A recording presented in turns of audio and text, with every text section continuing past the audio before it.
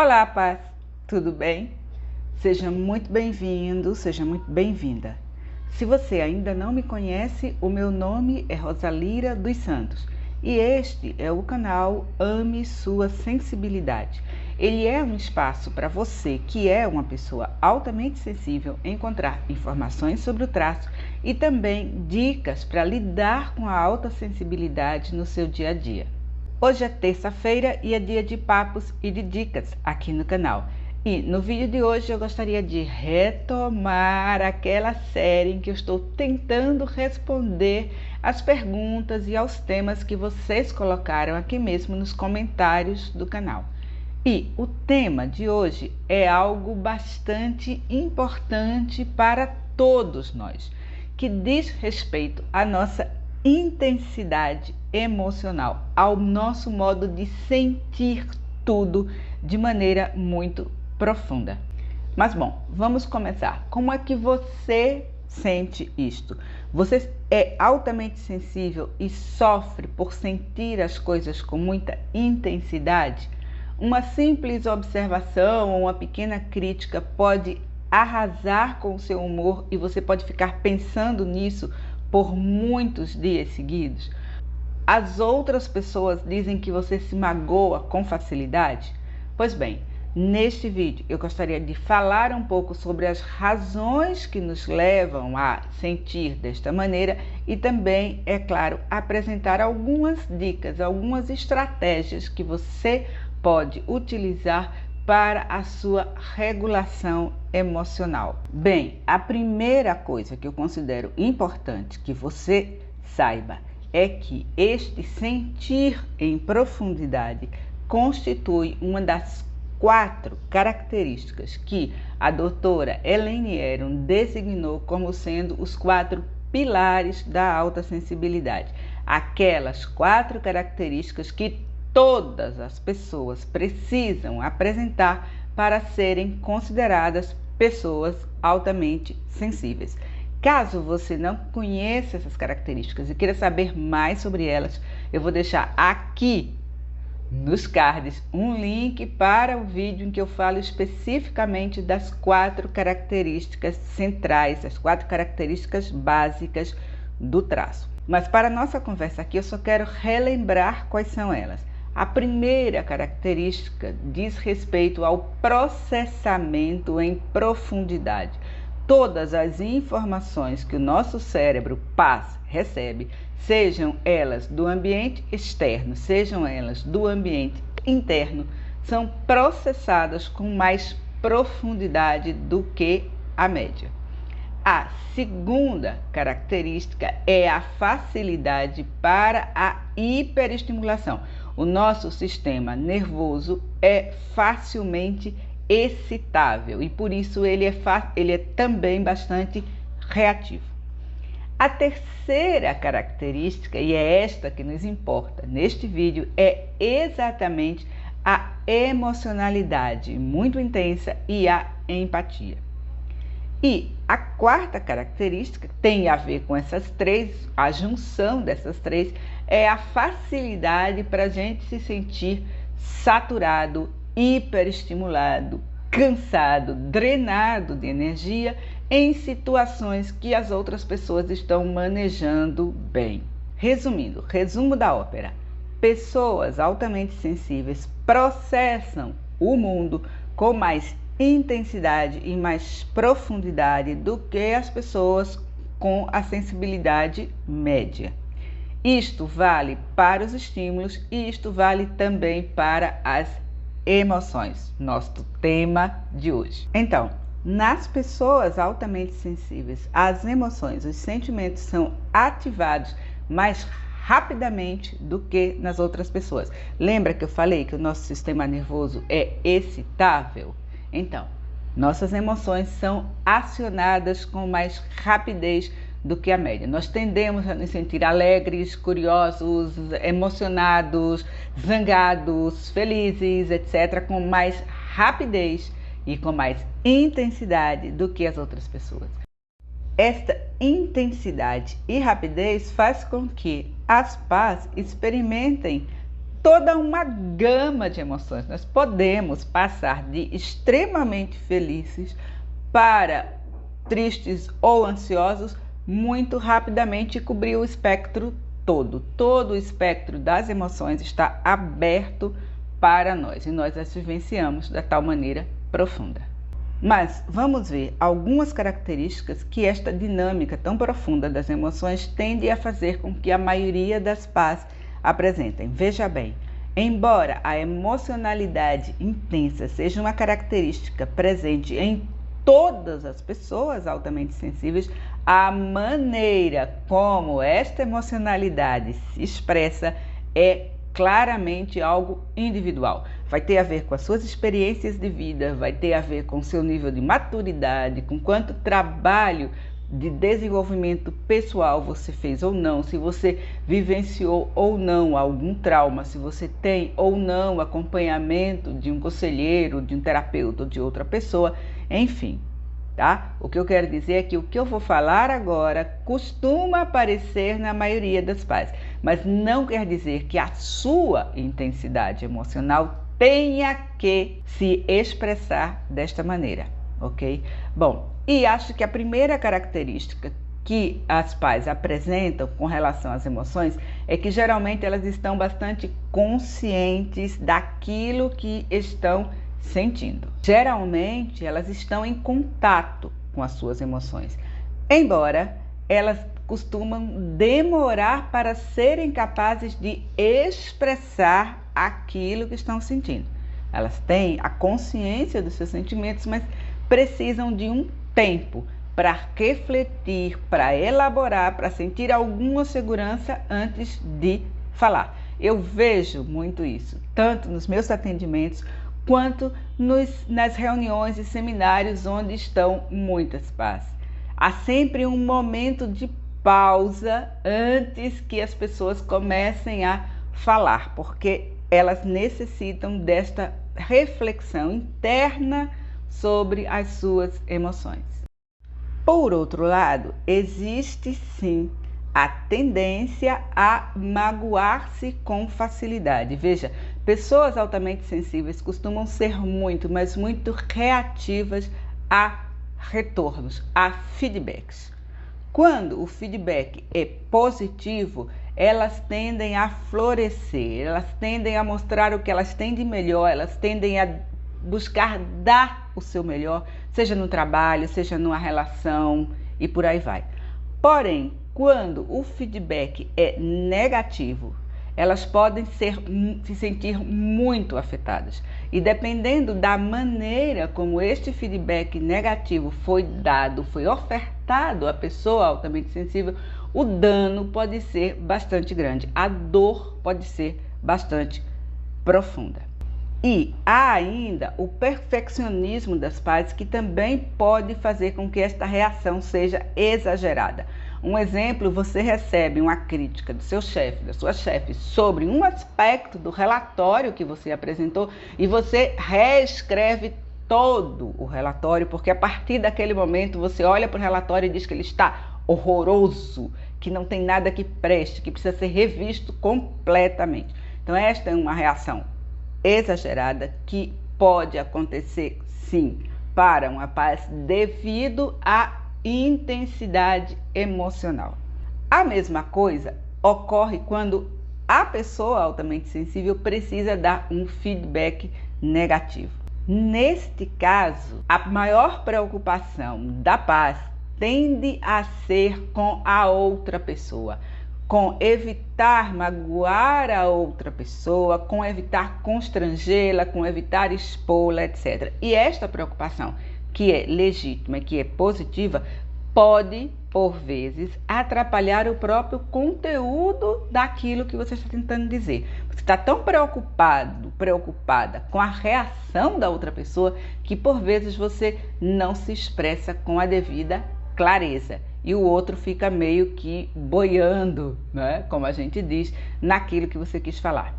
Uma outra maneira pela qual esta intensidade emocional costuma se expressar é na rejeição a tudo que beire a agressividade. Tanto a agressividade física, é claro, quanto também a agressividade verbal. Eu, por exemplo, tenho muitos clientes que se afastaram das redes sociais exatamente por não suportar o tipo de comentário agressivo que por vezes as redes fomentam.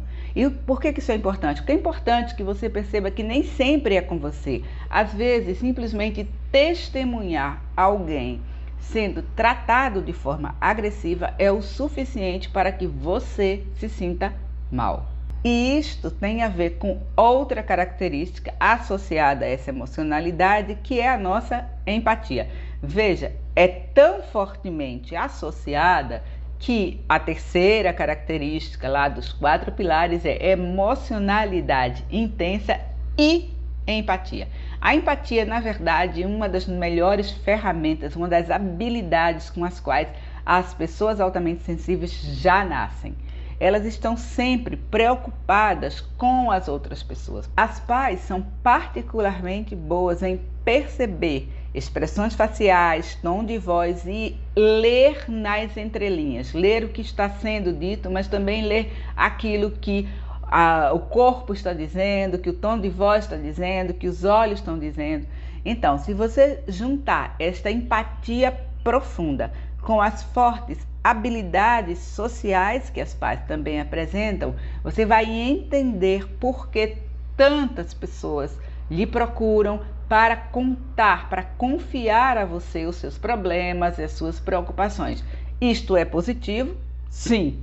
Porém, isto pode também se tornar um grande problema. Uma das razões por que pode ser problemático diz respeito às pessoas que eu chamo de faladoras, ou seja, aquelas pessoas que sempre têm algo a desabafar, que falam de si, dos seus problemas, das suas dores o tempo inteiro, que ficam muito, mas muito felizes por encontrar na paz um ouvido amigo. Elas saem com a sensação de que estão mais leves, com a sensação de que tiveram uma boa conversa, com a sensação de que alguém as compreende, e a paz sai com a sensação de que levou uma surra.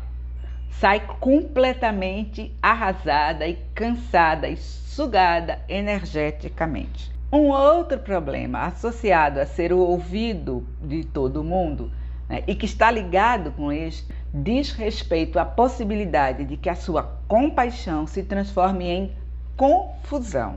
Confusão. Então, você começa a ouvir a outra pessoa e você começa a se identificar tão profundamente com ela que daqui a algum tempo você não sabe por que você está se sentindo tão mal. E, na verdade, o que houve aí foi uma fusão. Você não soube se diferenciar da outra pessoa, se separar da outra pessoa. Isto é mais provável de acontecer, é claro, quando os temas remetem a experiências suas, a medos seus, a traumas seus. Esta condição torna mais fácil a fusão.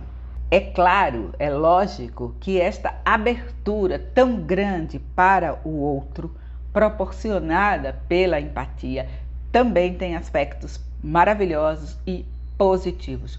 Quando você e uma outra pessoa estão no mesmo nível energético, no mesmo diapasão, estão em sintonia, pode ser uma experiência incrível. Você pode ter essa experiência conversando com um amigo querido, você pode ter essa experiência trabalhando num projeto com pessoas que você gosta, confia e que têm o mesmo objetivo que você. Você pode ter essa experiência dentro da sua relação afetiva.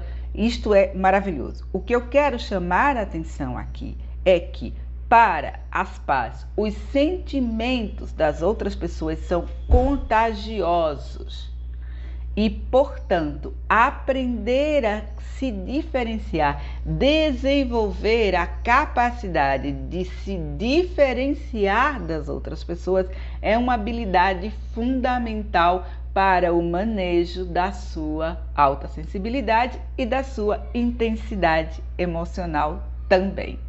Uma outra maneira pela qual esta intensidade emocional pode se expressar é o que eu chamo de carregar a dor do mundo.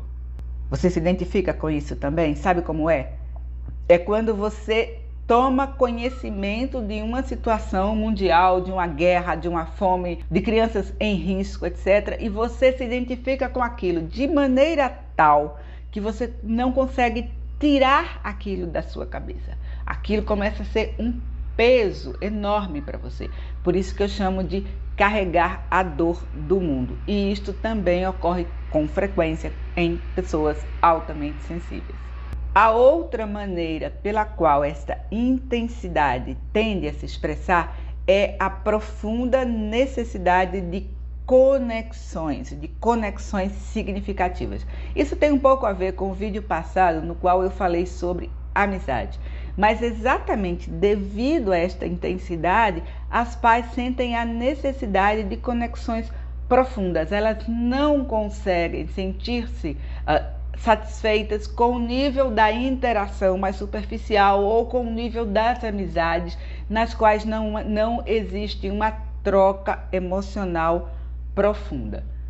Isso tem a ver com a nossa dificuldade com a tal da conversa fiada, tem a ver com a busca pela autenticidade. Nós queremos saber quem é a outra pessoa e nós queremos que a outra pessoa saiba quem nós somos. Porém, cabe aqui um aviso importante. Relações profundas, conexões íntimas são construção e são construção que levam tempo.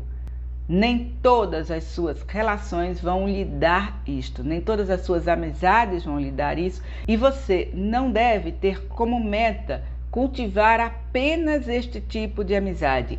Abra, amplie a sua perspectiva e aceite que algumas amizades são apenas divertidas, enquanto outras amizades ou relações vão lhe oferecer a conexão profunda que você busca. E uma característica que tem a ver com esta questão da necessidade da conexão, de sentir-se profundamente vinculado a alguém e com a intensidade emocional, é claro, é a tendência a se apaixonar de maneira rápida e muito profunda. Veja, as pás são mais propensas à liberação de adrenalina. E a adrenalina torna todas as experiências mais intensas. Se você somar isso com esse desejo intenso de conexão profunda, de experimentar a intimidade com outra pessoa, você terá aí a fórmula do apaixonamento rápido e intenso. E isto é algo que deve ser olhado com atenção. Por vezes, nós simplesmente projetamos esse desejo e nos apaixonamos por uma pessoa que não é real. E o tempo vai paulatinamente nos mostrar isso, e esta pode ser uma experiência bastante dolorosa se você não entender que o seu primeiro movimento foi causado por esta mistura da adrenalina com a intensidade emocional. E, por fim, uma última característica que a intensidade emocional e a empatia costuma trazer para muitos de nós é uma percepção do outro em níveis mais sutis. O que eu estou querendo dizer com isso? Muitas pessoas altamente sensíveis relatam, muitos clientes meus já relataram, que, por exemplo, sentiram quando uma pessoa querida estava mal, ou quando aconteceu algo grave com alguém que eles amavam, ou mesmo quando um parente ou uma pessoa querida morreu. Há também aquelas experiências também muito comuns às pás, que é pensar em alguém e a pessoa entrar em contato ou a pessoa ligar para ela, né? Tudo isso tem a ver com a empatia em um nível mais sutil. E aqui também é importante o trabalho de aprender a diferenciar-se das outras pessoas, mesmo das pessoas queridas. E você pode estar pensando, bom, Rosalira, são muitas as características que a intensidade emocional nos traz. Mas o que eu queria saber mesmo é como que eu faço para lidar com tanto sentimento. Eu te juro que toda essa intensidade para mim se torna um fardo, para mim se torna uma carga. Então, a primeira coisa que eu queria dizer é que, embora a intensidade emocional seja algo constitutivo do traço, seja algo inato, com o qual você nasceu e, portanto, você não pode desligar, você pode e deve aprender as habilidades necessárias para lidar com esta intensidade, aquilo que a gente chama de regulação emocional. Já há aqui no canal um vídeo sobre regulação emocional. Vou também deixar aqui nos cards e sugiro que você dê uma olhada nele. No entanto, o que eu quero lhe dizer de saída, a coisa mais importante que você entenda é que quanto mais hiperestimulado, sobrecarregado, saturado estiver o seu sistema nervoso, quanto maior for o seu nível de estresse cotidiano, menor será a sua capacidade de autorregulação emocional. Quanto mais saturado, saturada, mais emocional você vai se tornar, mais magoável, mais facilmente irritável, com maior tendência à agressividade, se for essa a sua resposta. Tudo isso vai estar ampliado. Então, entenda que manter níveis ótimos de hiperexcitação e manter a atenção para os seus níveis de estresse é a coisa mais importante a fazer em termos de regulação emocional, ok? E aqui vão algumas dicas extras que podem e, caso você as ponha em prática, vão lhe ajudar no seu trabalho de regulação emocional. A primeira é algo que eu já falei: evite coisas que ativam desnecessariamente o seu sistema nervoso. Evite criar uma rotina hiperestimulante. Diminua os níveis de estímulos no seu dia a dia. Esta é a chave. Outra coisa que para você não é nova, porque eu falo sempre aqui: faça pausas ao longo do dia e ao longo da semana e ao longo do mês. Faça pausas que permitam que o seu sistema nervoso se acalme e volte ao tal nível ótimo de excitação. Uma outra dica que também não é nova por aqui é que você tenha os seus itens de relaxamento pessoal, aquilo que eu chamo, brincando com os meus clientes, de baú da felicidade. Tenha o seu baú da felicidade, tenha à mão aquelas coisas que instantaneamente fazem com que você se sinta melhor. Pode ser a fotografia de momentos felizes, pode ser o telefone de um bom amigo, pode ser uma playlist que para você é inspiradora, pode ser o seu olhinho essencial de lavanda para acalmar o seu cérebro, pode ser o Rescue Remedy dos florais de Bach, que eu também costumo colocar aqui. Tenha o seu baú da felicidade, tenha a sua lista de coisas que melhoram o seu humor e anote, mantenha à mão. Isto porque no momento em que a gente está perdido, perdida, num vendaval de emoções, é muito fácil não lembrar e não dar a mínima bola para a existência desses nossos pequenos remédios para uma crise. Uma outra coisa, e bem importante: preste muita atenção ao seu diálogo interno. A doutora Julie Bichland costuma dizer que o fato é 5% e a emoção é 95%. Mas a emoção está ligada à interpretação que a gente dá para o que aconteceu. Nós estamos sempre nos contando historinhas que explicam as situações. Preste atenção às histórias que você se conta e à maneira como você fala consigo mesmo ou consigo mesma. O seu diálogo interno pode piorar muitíssimo os seus sentimentos, tá? E por isso, evite coisas como: mas você é muito burro ou muito burra. Você fez isso de novo. Você sempre faz isso. Palavras como esta levam a acirrar os seus sentimentos negativos. Veja, você já está infeliz, magoado, magoada, deprimido, deprimida por algo que aconteceu.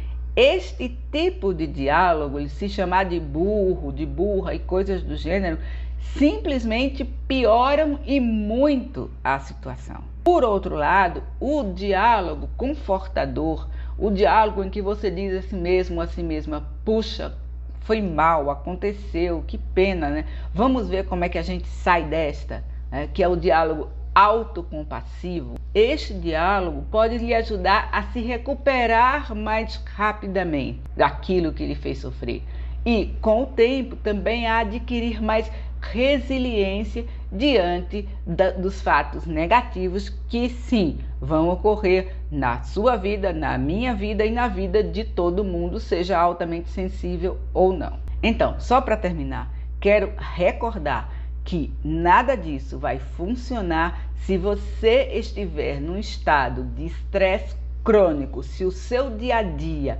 for hiperestimulante e você não tiver mais reserva nenhuma de energia, de racionalidade, de resiliência para responder aos desafios da vida. Claro. Bom, paz. Este foi o Papos e Dicas dessa terça-feira. Como sempre, espero que este conteúdo tenha sido útil. Como sempre, também eu te peço, claro, se você gostou, por favor, clica no botão que aparece aí embaixo, assina o canal, aciona o sininho para receber notificações e, principalmente, se conhece uma outra pessoa altamente sensível que luta com a própria intensidade emocional, por favor, compartilhe este vídeo e me ajude a difundir informação e informação de boa qualidade, claro, sobre a alta sensibilidade aqui no Brasil. Mais uma vez, muito obrigada por ter me assistido, beijos e bênçãos e até o nosso próximo encontro. Tchau!